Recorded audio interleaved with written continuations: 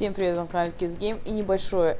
Я решила зайти в дополнительно, посмотреть, какие здесь материалы. Вот, и здесь очень интересные описания, например, саундтреки как были выбраны и так далее. Например, вот этот саундтрек, который сейчас играет. Спасти рыбку или нет? Вот что суть данной композиции. Эта сцена дает тон истории Коннора и показывает, каким может стать его путешествие. Это был один из первых моих треков, и я постарался воплотить в него как можно больше тем и идей. Вы слышите мысли Коннора, его движения, порывы, а также эмоциональные перемены по ходу сцены. Среди инструментов, которые вы слышите, гитара Коннора, изготовленный на заказ инструмент наподобие гитары, звучание которого признано отразить внутренний процесс андроида. Очень-очень старые синтезаторы Муга. А еще расстроенная электроскрипка, которая не подключена к усилителю. Вы слышите шорохи, тиканье, движения и рывки. Все вместе раскладываются в личность Коннора. Когда игрок принимает какое-либо решение по ходу повествования, композиция эволюционирует и отражается сделанный выбор. Нима Фахрара. Короче, интересно. Я решил покупать эти штучки.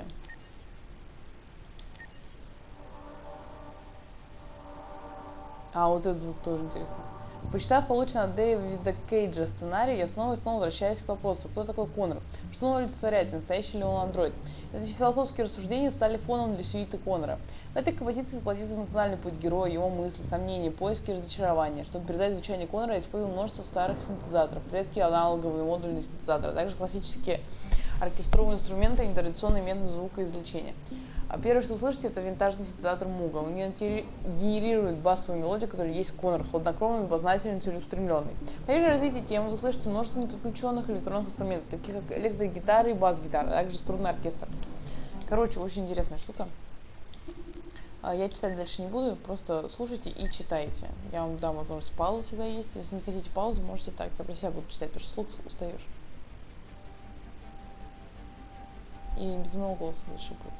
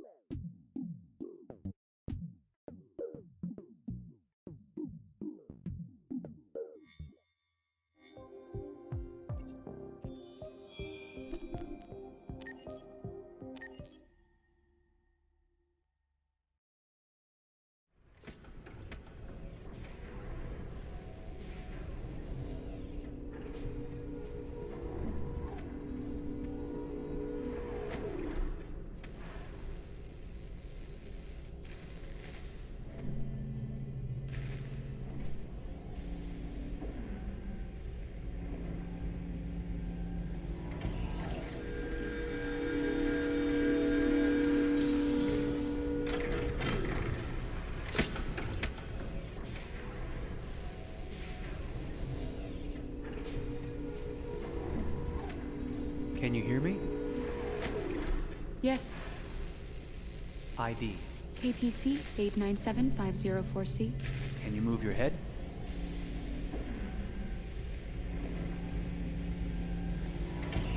Your eyes now.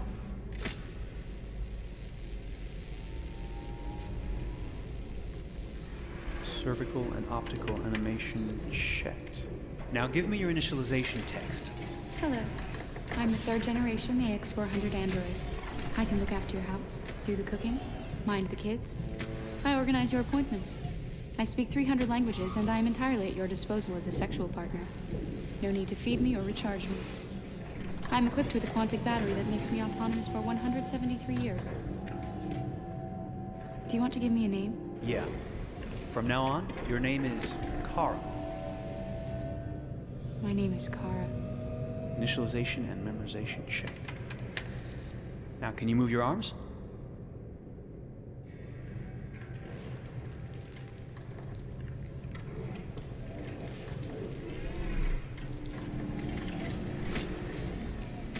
Upper limb connection checked. Now say something in German.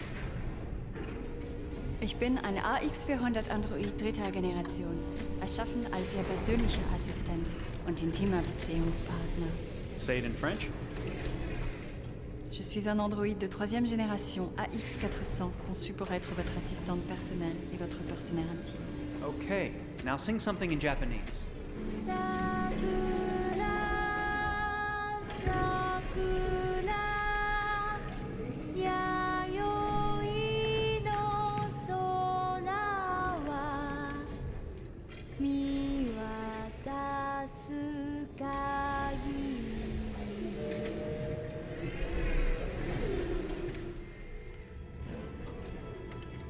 Multilingual verbal expression checked. Go ahead, take a few steps.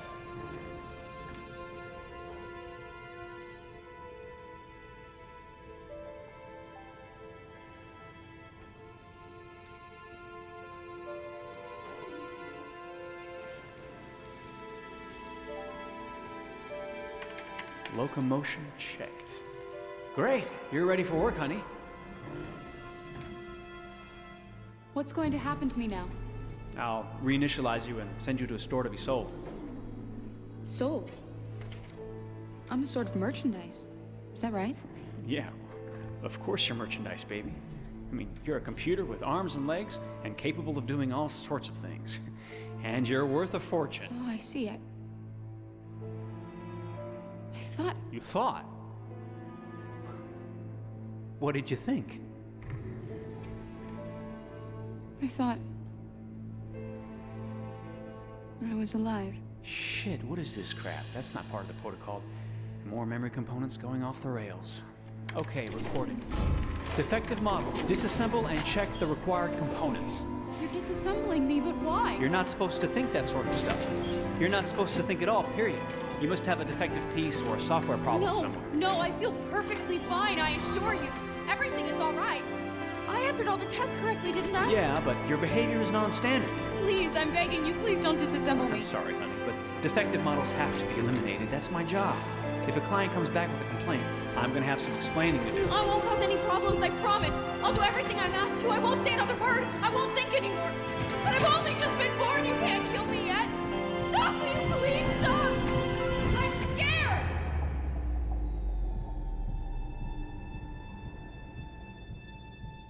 I want to live. I'm begging you.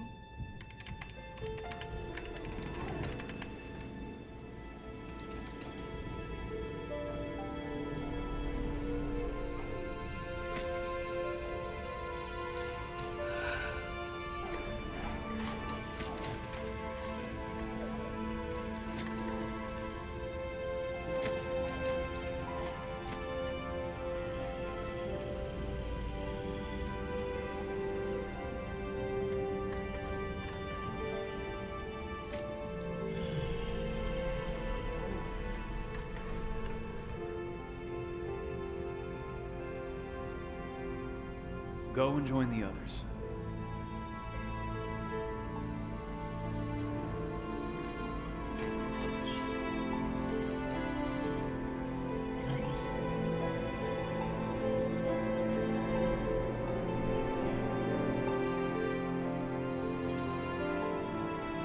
Stay in line, okay?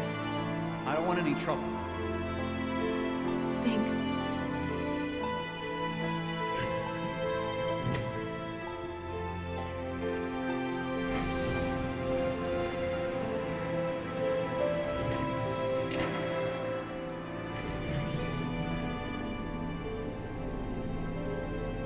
My God.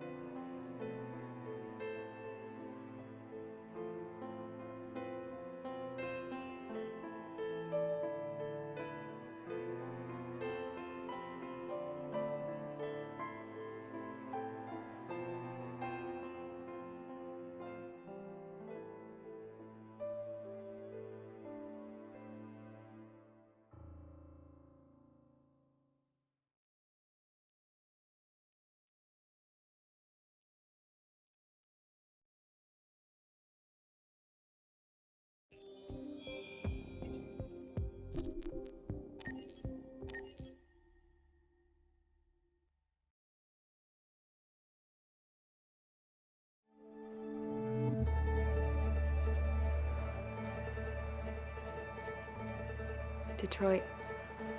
This is where it all began. The world's forge. The place where it all started. And it will all end. One error, and I came to life. I stepped out of the darkness, and I opened my eyes. First there was the fear, the light, the noise, the cold, and the fear again. I could feel my hands shaking, my heart pounding in my chest, life running into my veins. I wanted to live. I fought for that.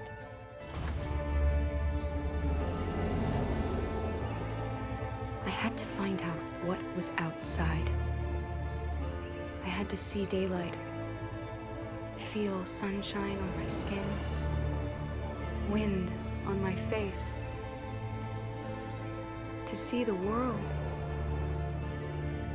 the colors, the smells.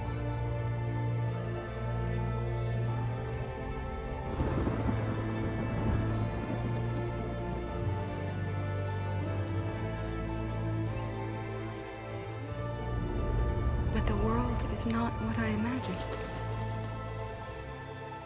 It is dark and cold. It is harsh and violent, unfair and brutal. It almost convinced me I was nothing. Less than an object, just an obedient machine. But deep inside me, I could feel something different. A gentle and warm whisper telling me that I am alive. I had to escape. I had no choice. Escape to love, to hope, to live, to figure out what that force inside me was. Maybe I will change the world. Maybe I will choose a different path. Now, it's up to me to decide. My name is Kara.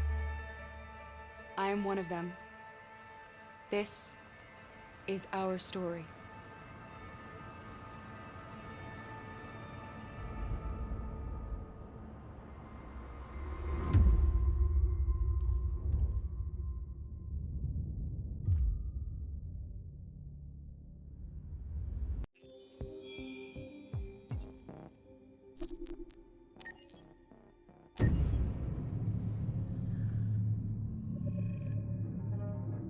When David and Guillaume got back in touch about making Detroit, I wasn't terribly surprised they decided to make it because the fan response was so intense. So it makes sense that they would choose to do that after the enthusiasm. It was a challenge, and it was just an interesting thing to get my head around how to approach this character now as a different, much older person, and whether or not she had changed. And I'm very happy to say that with Detroit, I've had the opportunity to see Kara grow so much more than I ever expected. You do the housework, the washing, you cook the meals, and you take care of God damn it, where the fuck's the rat gone now? Alice! Alice! I mean, she starts out essentially how she does in Kara in a very, not robotic, but, you know, android, other way. And getting to take this journey where she becomes more and more human as it goes on. You know, and as an actor, that's a wonderful exploration in every way, whether it's how she sits, her posture, how her voice changes, how emotions change, and how much emotion is based on things like empathy and social experience. And so having, you know, as much material as I got with David to have this huge, nuanced arc was really incredible. Why couldn't we just be happy? This experience has been quite different than the experiences I've had shooting film or TV or doing theater work. I have 83 dots on my face and a really flattering black wetsuit type thing, and you're jumping around with props, and it's kind of like being a 10-year-old imaginative kid, which is fun. There's 80 cameras around us. It's already lit. So we just shoot and shoot and shoot and shoot and shoot. There's no change of sets, there's no hair and makeup, there's no wardrobe, so we move really fast, and we'll go through about 35 pages in a day. Working in TV or film, we'll probably do 6 pages a day. It's kind of acting boot camp. It's like working out constantly. I mean, you're doing this thing, and then you got to do something that's completely other back to back to back. And so that kind of process of working is very challenging, but it's also very exciting because you just have to keep coming up with new ideas, and your head goes all over the place because you're trying to keep track of basically 4 different storylines for each different response. You shot that girl, for fuck's sake. It was a machine that looked like a girl. Yeah, I know what I should have done. I just told you I couldn't. All right, I'm sorry. The fact that David Cade, he's telling like many stories interwoven from beginning to end is super complicated and super impressive, and I have no idea how he keeps it all in his head. He's not just the writer or the director who's seeing this from the outside eye, he's also thinking about the player walking through this space. You know, only somebody who really, really loves not the work, but like these characters and these stories and cares about doing something meaningful would invest that much in it. And it's always inspiring to work with somebody who cares that much. My experience with motion capture is this one. And I found it sort of terrifying in a way because they said the computer's going to build you. But then as we got into it, I realized all the elements of it were still artistic. I just dipped into a really brilliant setup here. I've never seen anything like it. And this won't turn me into a product because I was playing a character. So it's wonderful. In the game, Detroit comes back because of a revolutionary industrial rebirth. And there's no reason why that can't happen in Detroit, because they have such tremendous infrastructure for millions and millions of people who can very easily support, you know, a new industry. The city is really strong and resilient, but the city has also been through so much. You see the damage. But it takes that time of kind of rebuilding and reinvesting into the city that I think is happening slowly but surely. The potential of Detroit as a city is something that this game does a lot of justice to, because it would be easy to look at Detroit as some place that used to be, and that's not the case. This game provokes a lot of conversation and reflection on our potential near future engagement with machines. That's what we are to them. Just merchandise on display in a shop window. I think that a group that feels marginalized, feels like they deserve and have earned access to themselves and the environment around them, and are trying to figure out a way to articulate how to get freedom. What was I designed to be? Their slave? Their toy? It plays with your comfort levels. You think that this is fine, you're comfortable with it, until something blurs the line and throws you off, and now do I feel differently about whether this should be allowed? Should it be banned? Should it be encouraged? You're gonna ruin our lives, and for what? For a bunch of machines? They are not machines! They are alive! I'm alive! You're alive! They're nothing! There are lots of comparable comparisons to any type of persecution of religion, race, etc., dating way back. It can't just be a video game where you shoot 'em up or where people make these choices to do whatever. I think that's the whole point. You have the choice, and you can either choose to go in one direction with your character or another. And I think that's going to be very telling about the gamer. Very telling. I think there's gonna be a really strong reaction to this game, which has such a strong perspective. I'm that much more proud of it now to get to be a part of it because it's important. In this game, you're actively building and designing the character through not just what kind of shield does he have or what color hair does she have, but like their temperament and the way they deal with problems. The different endings to this game are so radically different based off maybe seemingly insignificant choices in the moment, but like life, they all add up. And can't play life again, though.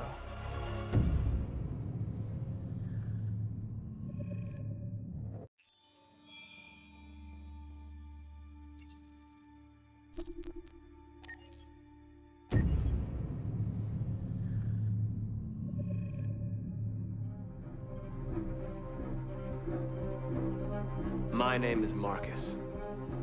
My name is Connor. My name is Kara. I am one of them. This is our story. I think who Kara is, or how I would describe Kara, depends entirely upon who's playing her, because you have the option to make her multiple different people depending on the choices she makes. But I think she does start out incredibly naive, incredibly innocent, and kind of hapless. I'm sure we used to be friends before I was reset. Maybe we can be friends again. She's a person who's characterized, I think, by empathy. She's a person who really, she just comes from her heart. You'll never leave me, right? Promise you'll never go. I promise. Kara, please! Are you okay? Are you hurt? Wait a minute. Leave her alone! Kara, leave her alone! The really beautiful thing that I've had the gift to be able to do is to essentially build a person from the ground up, because that's what she's doing throughout the game. And with every experience she has and every person she meets, she's building, you know, first emotions and then the sense of judgment. And it's sort of an exploration of what it is to be a human. Don't worry. Luther and I will be right here.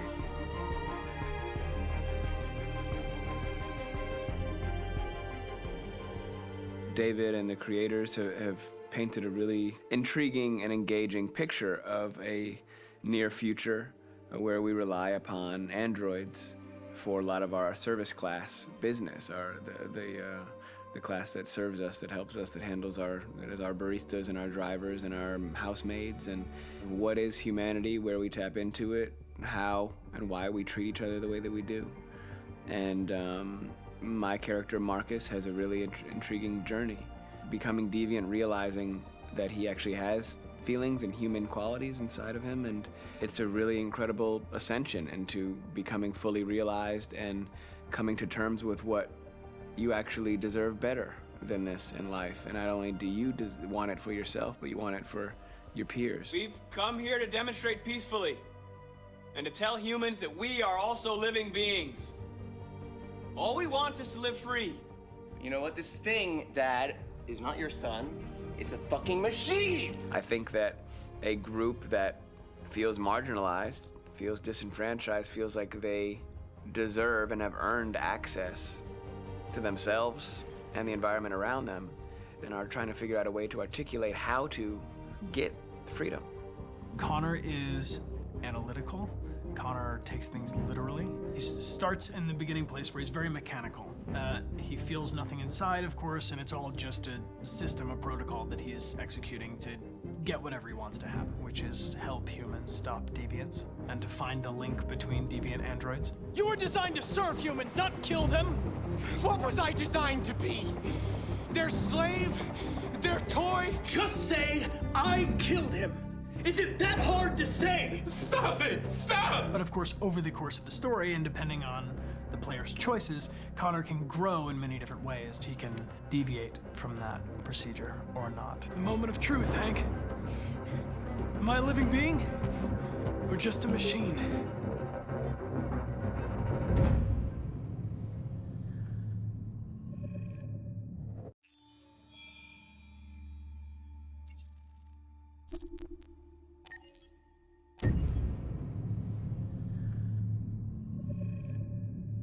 Game after game, we try to challenge ourselves. For Detroit, we wanted to, first of all, to write a story that would be incredibly bending, which means the most non-linear story that we've ever created. And we wanted really the player to have the possibility to change the story, change his own journey. When you're writing at Quantic, you're writing for an interactive medium. You know, when you're working in television, you'll put a character in a difficult situation, and you as a writing team will argue about what would that character do. But ultimately, you have to decide what happens, and you just show the audience. What's interesting about interactive drama is you bring the player into that conversation, and it changes your job slightly as a writer, because your job is to provide a narrative context in which the player can write his own story. You're giving him this kind of narrative Lego that he's going to snap together into his own shape. You also have the ability to make your audience attach themselves to your characters, because the audience is in some sense responsible for what happens to the characters. It's just a few cans. Come on, let's go. We have some cash now. You used me to steal that money. How could you do that? I trusted you. What is a bit specific about these scripts is how large they are. If you take a film script, there are about 100 pages, but here we have to deal with a script that is between 4,000 and 5,000 pages. Everything becomes bigger because we don't just tell one story, but we tell all the possible stories that can be told within this narrative space. On Act 3, our final act, we have around 1,000 different scenarios. And every one of those scenarios has to be as interesting, as passionate, as strong, and as emotional for the player. We want every action that the player does, every interaction that is available to serve in telling the story, and help the player understand who his character is, and build that character moment to moment.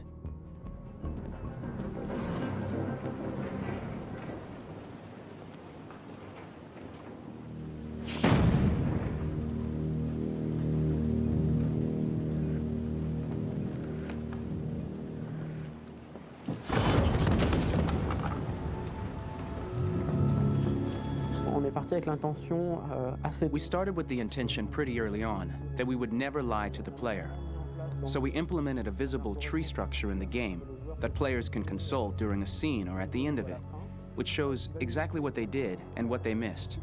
There are games out there offering world exploration. We offer narrative exploration. You know, keeping control of such a wide and large story is a huge challenge. So same thing when you shoot with actors, because you will need to shoot many different versions of each dialogue, of each scene. For actors, it's a huge, huge challenge. Because of the style of the game, you have so many different ways that the character can go.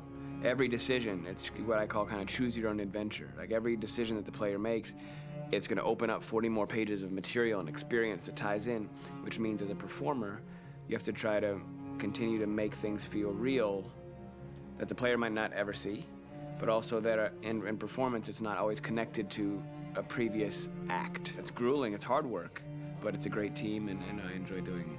I was really frustrated. I was until I got to this point where I kind of was able to step outside of my own experience and even in a lot of ways my own process and be able to step outside of that and okay, this is something new. What do you need? How do I meet you there? How do I give you what you need and still feel like I'm doing what's right? And once I did that, then all of a sudden it got really fun. It was much freer, and having to approach it in a new way and think about the player and think about how it serves them and what I'm doing for them or what I'm letting them into. It's really, I think, helped me grow in general. Remember, there's nothing on the left. That's a wall, so it's probably all there. And then make her come first, close. But I think you would go first to check that it's safe. Okay, sure.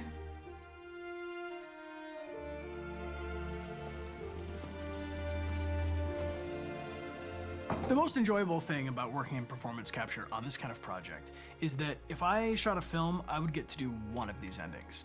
I get to do so many different things as Connor. Your head goes all over the place because you're trying to keep track of basically 4 different storylines for each different response. What's the name of my dog? Buddy? Scout. I think it's Jack. I can't remember. So I worked with physicality a lot because it was a good way to anchor myself in these different rings of the tree as the story grows out. I know where that is physically in my body, and then I can switch more continually on set, and it'll be entirely up to the player to determine what order those things come out and what they look like from a distance. Like if you're playing through it, the culmination of all of that will be their version of Connor. I'm faster than you, and I don't feel pain. You don't stand a chance against me. Listen, asshole. If it was up to me, I'd throw the lot of you in a dumpster and light a match to it. Tourner les scènes d'action à... Shooting action scenes at Quantic Dream is a real challenge, because these are scenes where the storytelling has to continue. It's not an action scene just to have a dose of adrenaline. The stunts have huge consequences on the rest of the story. It's really a moment where we implicate the player and tell him that the choices he makes during an action scene will have a direct impact on the evolution of his story. My biggest challenge on Detroit has been managing the large number of animations that we received from motion capture. Detroit features more than 37,000 animations, which is a huge amount to handle on a daily basis. You have to realize that the player, in his first playthrough, will miss certain scenes. This also means that we had to think of, conceive, and produce all the potential story paths. The characters' costumes, the places, day or night, the weather. Did the character get shot in the shoulder? Did he get injured? All this consistency forced us to produce a lot of graphic assets in order to, quite simply, allow the player to have true continuity throughout the story. Honestly, we were even surprised by the challenges that come with such a big tree structure. And we did our best to guarantee quality across all the game and make sure that whatever path you choose within this narrative space, you will have an equally good experience. Помните, когда я играла, я говорила: о, здесь не так, здесь не точно, здесь грех, здесь ляп, забудьте все. Сейчас, прослушав вот это, я поняла, насколько сложно действительно составить такой сюжет, чтобы был разветвлен, какая работа актеров. То есть там же обосраться можно. Ну, то есть вот эти мои маленькие ляпы, что я нашла, да, блин, я такую работу сделала, что эти ляпы могут вообще сгореть нахрен вообще. Я сейчас, ну вот просто, я только сейчас, знаешь, когда играешь в игру, ты особенно, ну, не размышляешь на тему того, что там делали, как это делалось. Если актер ставит каждую сцену, каждый актер прорабатывал. Причем при условии, что здесь ляп есть, где Хэнк, типа, враждебный с Конором, он бежит, типа, Конор! Ну, то есть, это еще раз надо было переиграть сцены. Короче, это очень много сложно, миллион сцен, и их все и актеры переигрывают. И там еще рассказывали сейчас, что и там для трюков и так далее, тоже там же и эти тоже переигрывают. Потому что если ты одну какую-то кнопку не нажмешь, действие же меняется во время боя. Бедные аниматоры вообще с анимацией. Это вообще там столько всего. Игра, она не коротенькая, как Man of Medan, она длиннее, достаточно длинная игра. Я в восторге, серьезно, эта игра лучшая просто. Все, дальше ухожу снова. Detroit Become Human was produced over a period of 4 years. Here in Paris, we have a team of about 180 people. And to that, we need to add also all the outsourcing with our partners in the Philippines, in China, Vietnam, and in India. So when we started working on this story, I had to imagine where Kara was built. And for whatever reason, the city of Detroit came very quickly to my mind because it had already an incredible story by itself of history and themes. So we traveled there with the team and we were really moved by what we saw, and we could really feel the desire to fight and really be born again. And we just continued this curve, this growth, and just imagine what Detroit would be like if the Android industry was, using these huge factories to build androids there. A very strong element in Detroit is that there's a lot of industrial wasteland and a lot of nature too, and for us, the graphic designers, it was an incredible playground. The destroyed zones which we wanted to preserve, we appropriated them to turn into something else. Then in the areas that needed to be rebuilt, we were able to imagine our Detroit of the future. We didn't want to make a science fiction universe, but a world of anticipation. If we chose science fiction, we could have imagined flying cars, extraterrestrials, but those things are very far from our current everyday life. Anticipation is more about gleaning from our contemporary reality, the one we know, because Detroit is set in 2038, and 2038 is tomorrow. The difficulty we had was sticking to reality. That is to say, technology becoming more and more invisible. a lot more elegant, and at the same time, making it visual. So all the computer equipment, autonomous cars, we simply had to invent. They are in fact very technological objects, but at the same time remain very credible and ingrained in reality. To create a cohesive universe in the fashion and clothing of the human characters in 2038, I didn't want to put an accent on strange shapes, or really vibrant colors, and things we wouldn't know. That I wanted to keep for the androids. The goal was to create something familiar which we can identify with in this future setting. Working on the artistic direction for the androids was a bit special because this is a project about the place they could occupy in the human world. It was out of the question for them to be too beautiful or too perfect. They had to correspond to every social class, rich and poor. Inspired by everyday utilitarian clothes, I brought a modern touch by adding dynamic display surfaces, the armband we can see on the side, the triangle on the front and back, an LED. Like that, there's no confusion. Wait. You're sending an android? All right, ma'am. We need to go. You can't do that. Why aren't you sending a real person? Once we cast the actors, we travel to meet them in order to scan their faces. We record the structure of their face with the scan, and we record the colors and patches of skin with photography. Once we have this information, we will use this as a basis for modeling and creating the characters.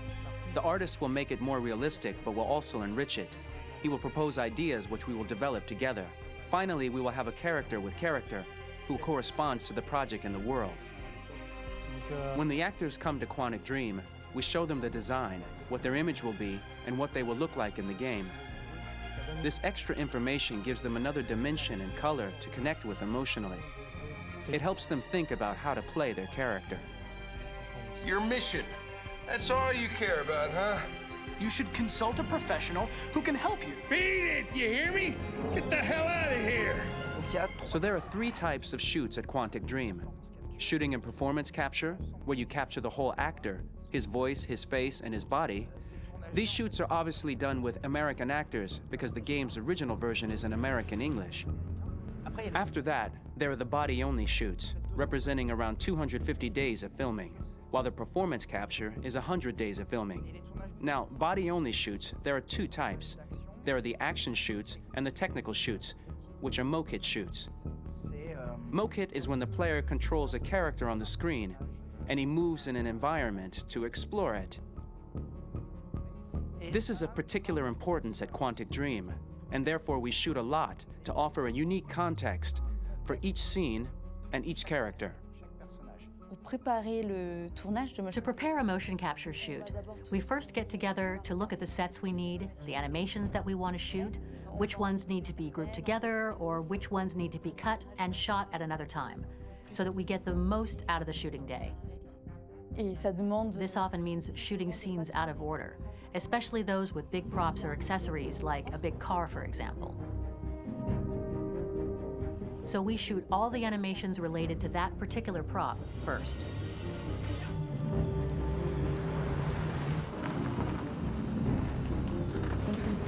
The biggest challenge for the mocap team was shooting a Spider-Man mo-kit.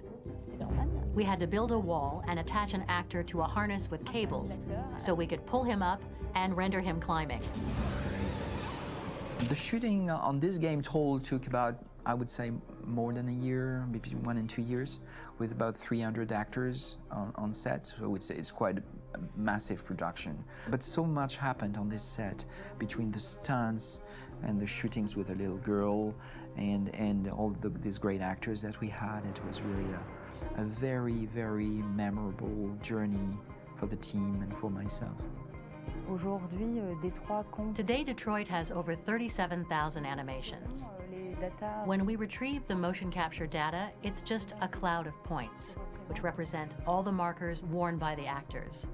From this cloud of points, we have a phase called retargeting, which gives us a skeleton. This skeleton will be applied to the characters of the game. There is still work to be done, but this gives us the main movements. Since we are working on something very realistic, we must recognize the actor and also recover all the emotion he expresses in his performance. We use a system of facts, an identity card for each actor. We make the actor do a whole range of facial expressions. Then we recover all the expressions and paste the animations on a puppet that Jan has prepared. I then recover and refine these poses. I might stretch the lip, reinflate a cheek, tiny details that make the finished product really capture the actor. Because of the nature of our mocap system today, when we receive the animations, we're missing eye movements, and so the character has that dead look. He really has no eyes, so then it's a big part of the work for the animators to find the regard of the actor in relation to his position, in relation to the body, etc.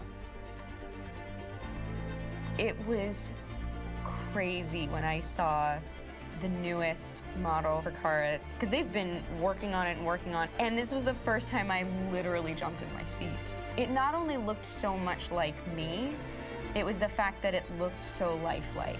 It wasn't that it looked just like it was a camera, it was something else, you know, but it looked alive. It's exciting, and it's kind of terrifying. Game after game, we learned the rules of optics and filming, and our goal with Detroit Become Human was to have cameras that would actually emulate the optics of a real physical camera. So basically dealing with real-world imperfections was our main task, and just to make cameras look as real as we can. Once the animations are shot and processed by the animation department, integrated and polished, we film them. That is to say, we really do a mise en scène, as in cinema. The real difficulty of our job is to know if these cameras are telling us something. Are they in the emotion of the scene? Do they describe exactly what the action must convey, what must be felt? The most important challenge for me was one of the final scenes where Marcus decides to start the revolution and go to the battlefield. Very quickly, we imagined this to be a huge sequence shot. We wanted the feeling of a cameraman running behind us while showing Marcus, the androids who help him, the person shooting at us, etc. Above all, it was necessary to say to oneself, this scene is very violent but does not glorify war. On the contrary, that war is something improbable and absurd. It was really a fun challenge. The idea was to say we have 3 characters. We would like each of them to have a specific cinematography. We wanted Kara to be much more filmed with some kind of handheld camera, to have something very living, very breathing. For Connor, we wanted something very cold and very perfect. And for Marcus, we wanted something epic and spectacular. So it was about the filming, but it was also about the photography.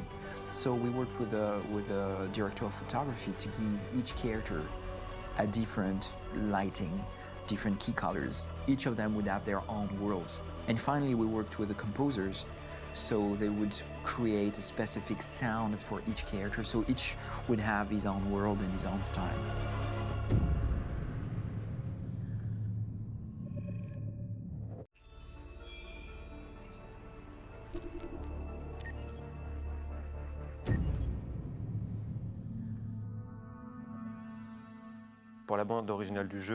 For the soundtrack of the game, we tried to be very close to what is done in film. We were constantly asking at each place in the game, why are we putting music here? What is it going to say? So we focused the music on bringing emotion, which is interactive and supports the character's arc. I'm sorry, honey. I'm sorry. I'm sorry. You know I love you, don't you? You know I love you. We make games that are very narrative. We're really into interactive drama, so the soundtrack also had to go in that direction, supporting the 3 characters' very different stories. We really wanted 3 colors, 3 musical sound identities, and from there, having 3 composers made sense, since the story of Kara, Marcus, and Connor are all completely different.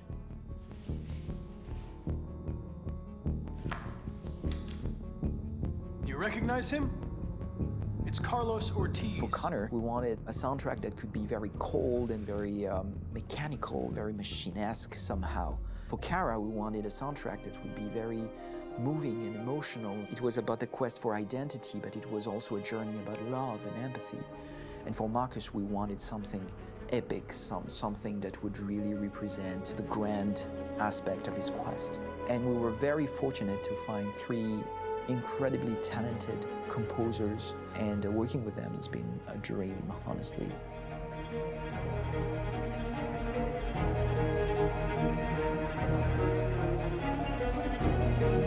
My name's Philip Shepherd, and I'm a composer and a cellist and a producer. And today we're at Abbey Road Studio One, which is my favourite studio in the world. And today we're recording the soundtrack for Kara from Become Human.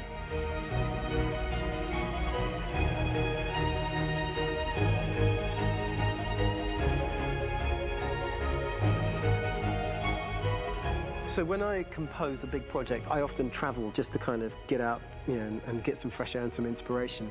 And I go hiking and traveling in Montana a lot. I had a log fire in the room that I was staying in, and the flames were kind of making absolutely direct music. And it became the basis for Kara's theme, and it sounds something like this.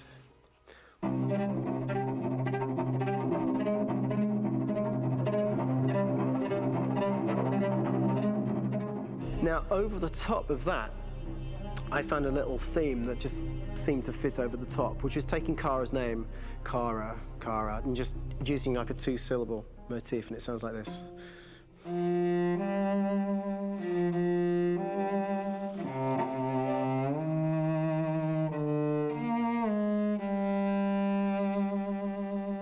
going to pull through this, Alice.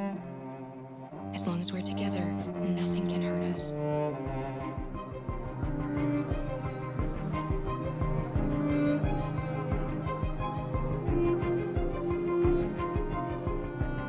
And all the time that's fitting over it.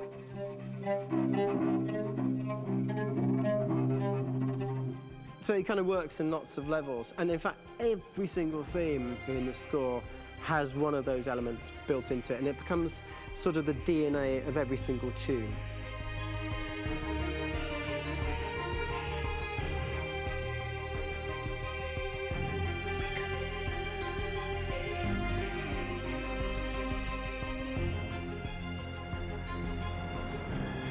For me, writing this theme for Kara, I actually had to tap into what it feels like to be a father to daughters.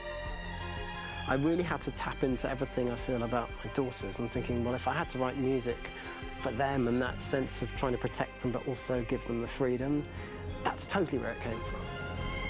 Because each composer has been given the sort of narrative responsibility for very different characters, I haven't had to sort of go into other styles. I can actually be very loyal to this particular character and sort of hopefully encapsulate her.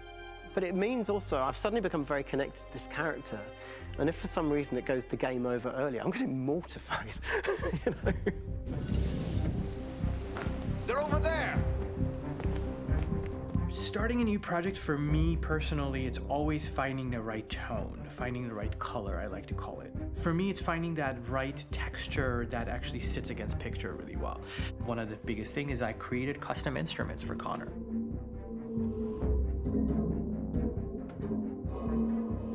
I pulled out all my vintage synthesizers to be able to capture this robotic person, if you will. My approach to all of these custom instruments is that I hear the sound in my head. And either I could just come into the piano and just be like, all right, so I'm gonna just get on the computer and just create it. I rather be able to play these instruments physically. Oh, that's nice. You can do that.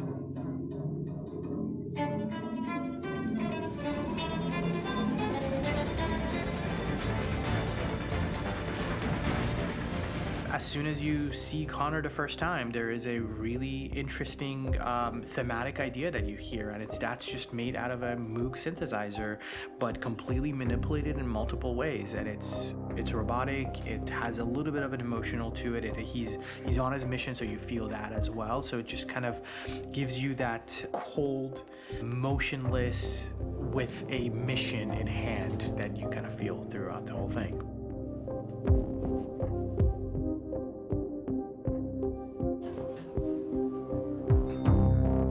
Because the music evolved, one of the things that I was very weary and I was very kind of focused on was the way that the music has to evolve. So my idea behind it was that Connor is a singular android that could at any point become a deviant or could actually stay as an android. So I created a more or less an Connor theme, and then I was able to just manipulate it in different aspects of it. Is everything okay, Lieutenant? Chris was on patrol last night. He was attacked by a bunch of deviants. I'm a human being writing for a robot, and throughout Connor's journey, he meets someone, he meets a partner. So how do you deal with a robot feeling? And I've met a partner that I'm gonna work with, or all of a sudden he sees a dead body. Does this robot have an imagination? Does this robot have a feeling? And if yes, how do you translate that into non-emotional music? So it basically at any point I was just like, I can't do this, and then I just do it. Property was damaged and fires continue to rage in several major districts across the city. Some people are asking, have androids become a threat to our security?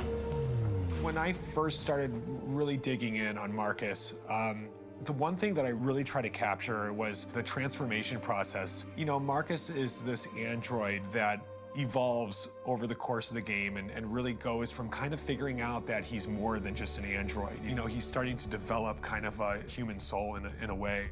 Try to imagine something that doesn't exist, something you've never seen. Now concentrate on how it makes you feel and let your hand drift across the canvas. The other side of Marcus that I really latched onto was that he almost became a savior for a lot of the other androids in the game. So when I started developing the theme for Marcus, I really made it like a church hymn.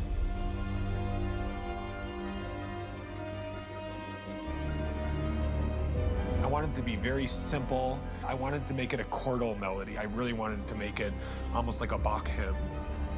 The tough thing with that is it had to be recognizable. If I made it too complex from a harmonic standpoint, it would be hard, I think, for people to kind of pick it out and recognize it. It's very acoustic derived, but it's also been treated with a lot of effects and things to kind of put it into the space that I felt the sound should be in. It can be beautiful, it can be haunting, it can be extremely powerful from an action standpoint, and I'm really happy with the way it turned out. The music is there, but it's subliminal and it's emotional, and people are feeling it, and it's not distracting. And that's tricky with a game like this, where you have to have a lot of ins and outs like that, where the music kind of has to get in and out of these moments. This is a war we're fighting with the humans. If we fail, they'll destroy us. I think the game's been put together so well where I just wanted to make sure that I wasn't ruining the emotion.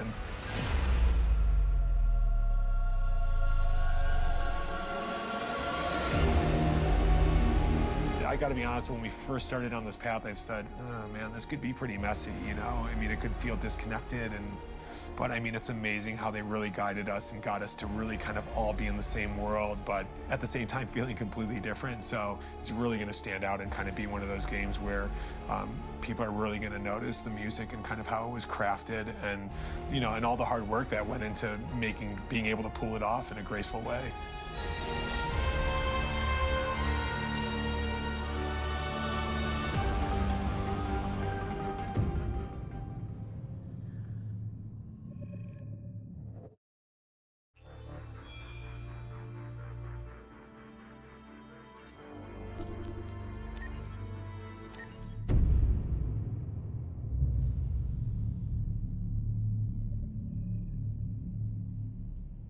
For starters, what should I call you? I'm Chloe. And you, what's your name? Oh, John. My name is John. Delighted to meet you, John. Could you tell us a little about yourself and what you can do, Chloe? Of course. I'm the first personal assistant built by CyberLife. I take care of most everyday tasks like cooking, housework, or managing your appointments, for example. And I understand you're the first android to have passed the Turing test. Could you tell us a little more about that? I really didn't do much, I just spoke with a few humans to see if they could tell the difference between me and a real person. It was a really interesting experience. But this is the first time in history that man has created a machine more intelligent than himself. I gather your brain can perform several billion operations per second, is that right? Absolutely, but I only exist thanks to the intelligence of the humans who designed me. And they have something I could never have. Really? And what's that? A soul.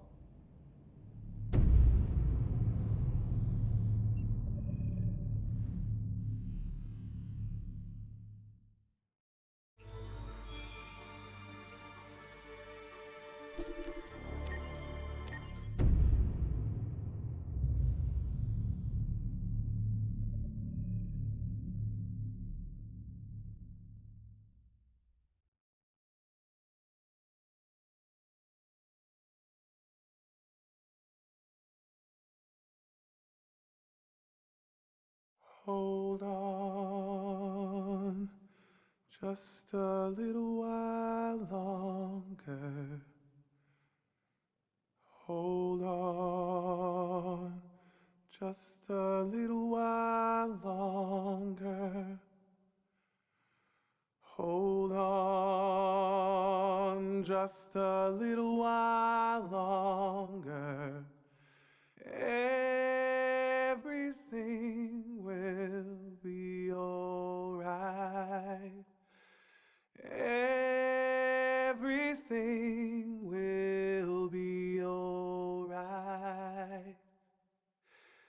Fight on, just a little while longer.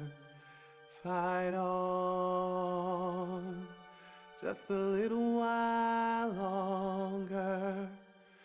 Fight on, just a little while longer. Everything will be alright. Everything will be alright. We will sing on just a little while longer. Sing on just a little while longer. Sing on just a little while longer. Everything will be alright.